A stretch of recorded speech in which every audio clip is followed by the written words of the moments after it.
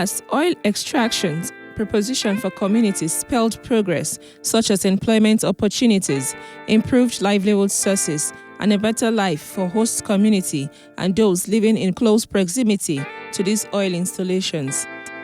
However, when these companies began full operation, the reverse became communities' ordeal. Over the past 5 decades, oil extraction in Nigeria has brought nothing but hardship and pain to the people of the Niger Delta region of Nigeria, which serve as the fossil fuel hub that boosts Nigerians' economy. Despite the region's endowment with abundant natural resources and biodiversity, it is almost the most underdeveloped region in Nigeria, with poverty level at its peak and life expectancy rate at 41 years. The impact of oil extraction cannot be overemphasized, as it has resulted to various crises in the region, from oil spills, pipeline explosion, gas leakages, and loss of livelihoods, and in severe cases, deaths. With these various challenges and the impact on communities are becoming resilient, but these extractive companies have resorted to selling off their onshore assets and diversing to deep sea to carry out their extractive activities, where they will not be held liable for environmental destruction and ecocides. This divestment plan, with little or no notification to host communities, and the sale of these assets to indigenous companies without cleanup or restoring the polluted environment. The consequences of these divestments will be on coastal communities, and this will eventually result in various forms of aquatic biodiversity loss and loss of livelihoods for those who depend solely on coastal environments for survival. It is no longer a secret that the Niger Delta is most polluted, and again, in 2014, the leadership of NOSRA, having toured oil spill sites in the Niger Delta, came to Bayelsa and made public pronouncements that Bayelsa State is most polluted. And if NOSRA, a regulator of the industry, would say so, then who else will argue with them? And that is true, because we have situations here in Bayelsa State where every other day there is oil spill.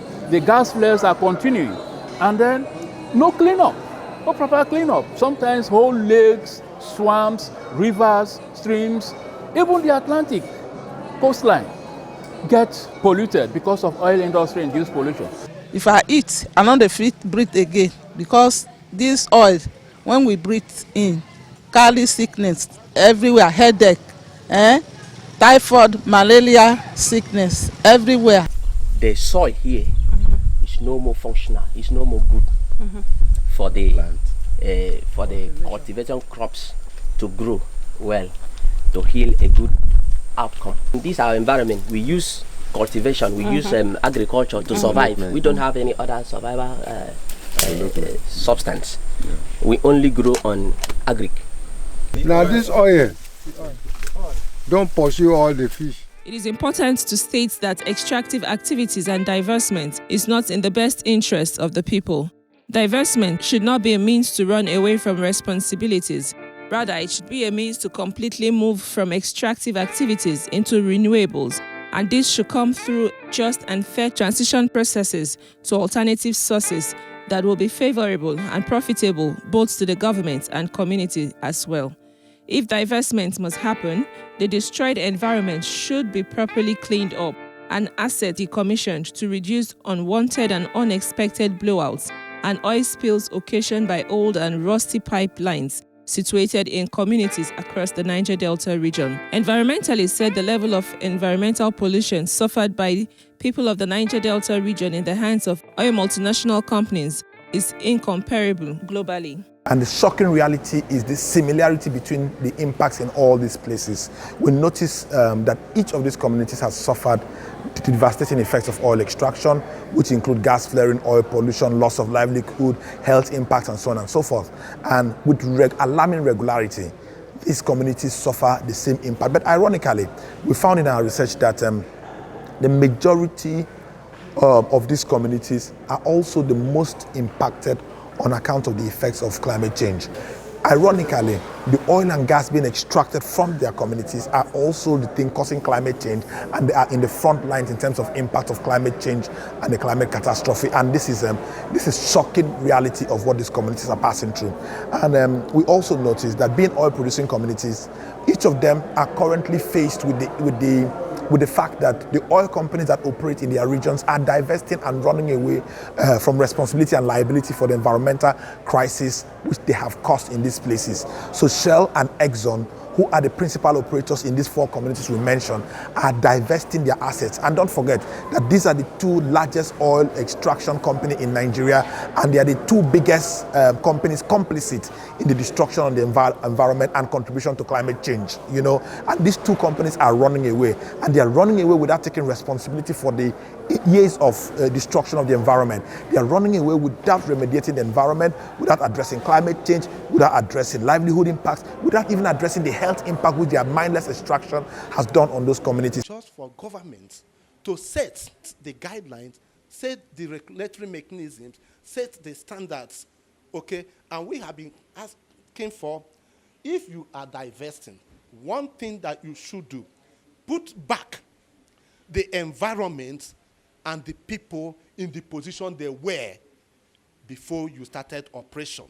If you are not going to do that, you want to divest, put a divestment bond.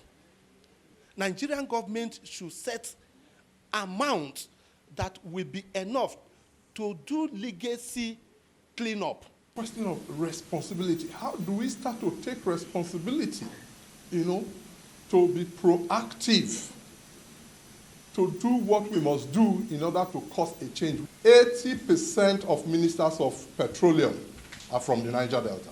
They will not even acknowledge the petition from their own community because they are in cahoots, because they are more focused on transactions and the benefits of those transactions, personal benefits of those transactions, and political benefits of those transactions.